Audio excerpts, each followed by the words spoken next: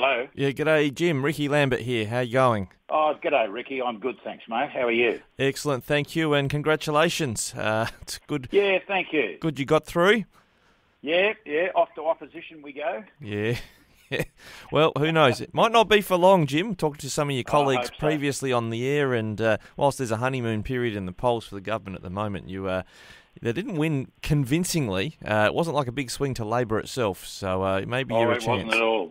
Yeah. No, it wasn't at all a big swing to Labor, and let's see how they handle all the things they're supposed to be handling. But it's not impressive. It's partially impressive so far, but not really. Yeah, no worries. Well, we'll start off just having a chat about your re-election, and congratulations on that. And then we will. Sure. I wanted to talk about energy, but I wouldn't mind if I can just throw at you, just the conflict in Ukraine, which is a big, it's the right reason a lot of things are going sideways at the moment with the inflation, etc. Just Sure. your thoughts on how long that might go on for. Yep. Very happy to Cool. do that, mate. No Very worries. happy. All right, here we go. Thank you. Here on Flow FM, great to be chatting again with Senator Jim Molan. I can say that with confidence now. You've been confirmed as re-elected, Jim, earlier in the week. I have, Ricky, and good day to you all. The declaration was made 2 days ago, and normally you would go up to Sydney for the declaration of the polls. I didn't this time, and neither did Maurice Payne. She couldn't make it either. I had other things on. But no, it's good that it's finally over and that we know who the 6 senators are that will represent New South Wales in the Senate. And you've survived what we call here on Flow the drop zone, that last sort of 6th Senate seat. You've got through the drop zone and had a close contest with some independents and other parties, but you must be certainly relieved, you and your staff, to be over the line. Oh, without doubt. It was never close, though. I did win in the last by about 300,000 votes. So it just took a long time for them to get to the stage where they pushed the button. I had known for about maybe 2 or 3 weeks that there's no way in the world could anyone overtake me, but they hadn't just pushed the final button. But no, it is good, Ricky. It's good that we have certainty now. But one thing's also certain is you're in opposition as a Liberal national coalition. But what does that present for you, I guess, from a Senate point of view and a New South Wales Senator's point of view? Well, it's going to be a very serious change in attitude. You can achieve an awful lot for constituents in government by the fact that you have guaranteed access to ministers. And that's not as guaranteed as it was if the minister is a member of your own party. So I've got to go cap in hand for a ministerial to a ministerial office and probably the best I can do is write a letter to a minister and forward on a request. Whereas in the past you could rely on a lot more cooperation from your own party. But we can still do an awful lot. And I think that the emphasis will move from the Senate chamber because we are solidly outnumbered in the Senate chamber if Labor and the Greens get together. So I think the emphasis will move from the chamber much more to estimates.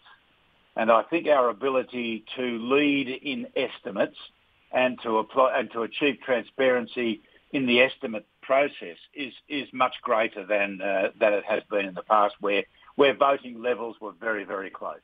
Well, I guess in a sense, experience becomes very important in that regard when you're asking the right questions in estimates, and you've got some experience in the military context, and I just wanted to ask about the Russia-Ukraine conflict. We were talking with some agricultural commentators recently about just how many years this might go on. Russia's got an appetite for longer-running wars, or is this one much different to the ones that are currently in or were previously involved in the aside from Ukraine? I think it is much different, but I think they've got themselves so deeply into this. If I had to make a bet at this stage, I'd say that this will go on for a long time. Neither side can decisively win at the moment, if you ask me. And the longer it goes on, the stronger Ukraine will get and the weaker Russia will get.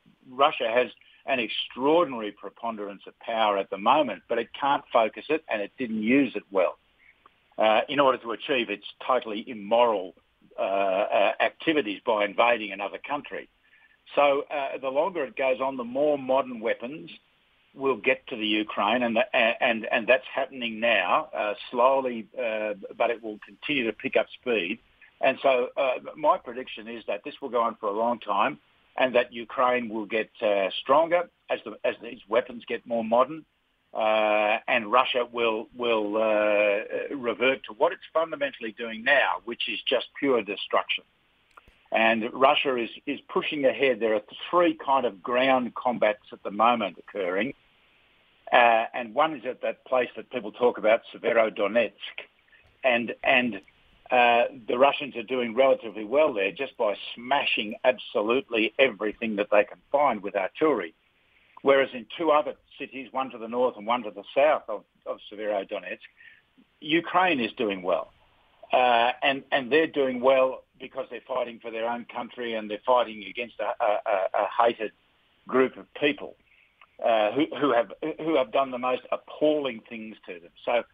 So the longer it goes on, Ricky, I think the stronger Ukraine gets and the weaker Russia gets. But this could go on for a long time. And that's where I'm sort of wondering if it does go on for some time. It's just having such a massive effect in our so many markets. And first of all, just looking at oil, gas and energy, but also agricultural produce. Already the farmers looking to harvest if they can manage it in Ukraine. The silos are still full from last season, what they couldn't get out. What does Russia and Ukraine end up doing with those resources? Do they just not produce the oil and gas and food, or do they just keep stockpiling it until they can open up again? Well, I think there were certainly reports some weeks ago that Russia was moving ships into the Sea of Azov and fundamentally stealing Ukraine's product that is there.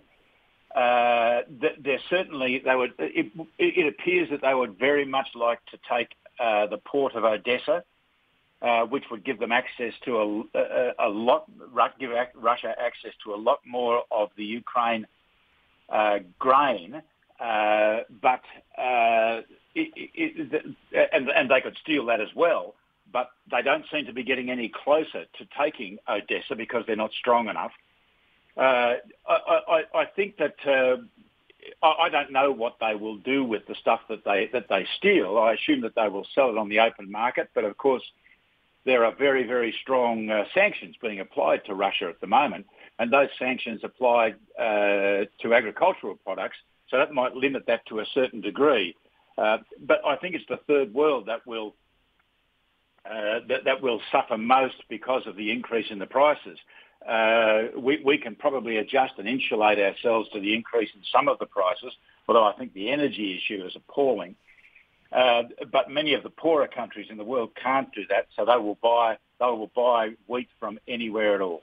Yeah, and that brings us to that energy debate, and probably New South Wales has felt the pinch more than anything on the domestic front. But to what degree can there be blame sort of sent in the Russian direction on this, or is it more about how, I guess, regulators and others have managed the Australian market? Chris Bowen having a crack at coal for not looking after their infrastructure, but surely all the signals from government in recent years have discouraged investment in their coal assets.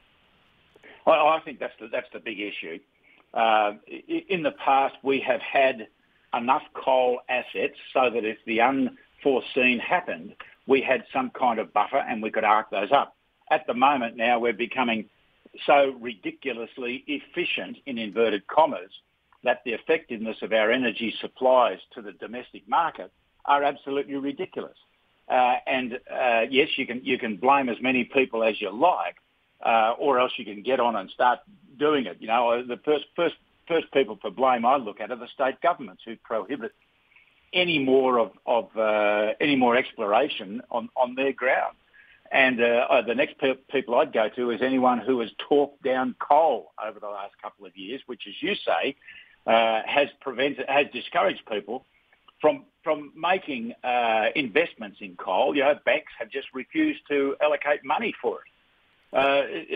And also, you know, governments have been very quick to privatise this. And as soon as you privatise something and an emergency comes along, unless you very quickly nationalise it, and that we've just been through a version of nationalisation as AEMO as AEMO Energy Management Organisation took back certain powers and applied certain powers to ensure that those privatised companies that not only benefited from extraordinary profits during the good times, but had some kind of social licence that during the tough times now, that they were prepared to pay higher prices for coal, or they were prepared to keep generators, coal-fired generators running, even though it might have cost them money.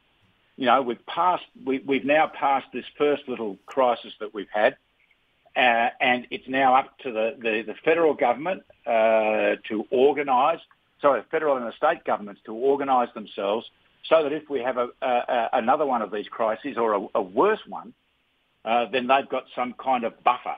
I mean, Ricky, we've got to look at cheap electricity as our natural advantage. And anyone who thinks about the issue of climate change knows that nothing we can do in Australia will impact on climate change. We've been told that by the chief scientist of this country. So what we're doing now to hurt all the small businesses in this country, what we're doing now is making a whole bunch of inner city people feel very, very good, very, very fine that they can actually, contribute to so-called lessening of emissions and benefiting the world climate, despite the fact that we have been told that our 1.3% of world emissions, if we chop them all off, we would have negligible effect on the world climate. And that global perspective is important when you look at a report in The Australian this morning picking up on International Energy Agency data showing that whilst renewable investment rose 12% in the recent reporting period, coal investment worldwide rose 10%. And yet here in Australia, there's been very little. Absolutely. And Germany, of course, we've seen within the last few days is opening up its coal-fired plants again. It is the single most illogical thing that I can think of, but there is no logic that I can detect in the climate change, in the emissions control debate. It's all emotion, and of course we want a clean environment, a good environment. But that doesn't mean that you have to put out of business company after company after company by jacking up the price of energy to these good companies that provide employment to people and that provide prosperity for this country. Yeah, to what extent, though, like you talked about, it's sort of like nationalisation for about a week, AEMO stepping in and suspending the free trading of the market to make sure the lights stay on. But to what extent should a state government consider, well, we might go and get involved in running a coal-fired or a gas-fired power plant to keep the lights on? Oh, absolutely. It's either the government runs it or it sets up an agency that is directly responsible. You know, governments don't know how to run power stations, but they do know they should know how to supervise and control and hold them accountable. And so either they nationalise it or they create new ones like the gas-fired power station that the federal government was going to build up in the Hunter. And run that either as a federal government a buffer to all the silliness of these, particularly the Labor states, but not only the Labor states, to do it. I think that if we're in an emergency, that is the time that governments must step in and act directly. And, they claim we're over this emergency. Well, yeah, we'll see, won't we? We'll see how over we are of these kind of things. But I think there's a lot to go on this, and it's still very cold out there. There's still a significant demand on the electricity, and this is what we should have been prepared for. This is what we pay governments for. Now, Gino, I've just been asked before we go, because we're running out of time, but another report that's out today regarding, I guess, a change of the monarch, if I can put it that way, in Australia, being sensitive to the topic, but a brief that's supposedly been prepared for the PM, who'll be told about an hour before an official announcement from Buckingham Palace if something happens. Is it untoward to be planning towards a National Day of commemoration and a public holiday, or is it quite appropriate? Oh, no, I think it's quite appropriate, and within government, there'd be many of these things, briefs being prepared and briefings given to leaders for all contingencies, and the death of the monarch I think is just one. I think it's quite normal. It's just a shame that it goes public because when people are talking about your death, it must be pretty depressing for you. Yes, I guess they look at the number of years and think, well, eventually it will happen. But isn't it really a decision for state governments, or are all the regulations in place for something like that to happen? It's just been some time since we've had such an occurrence. Are you? I thought you were talking about. You're not talking about a change of Australia from. No, not a republic. Monarchy. Not a republic. Just simply the need for a public holiday, whether states are adequately geared for that. Oh no, I think this is pretty mechanical, and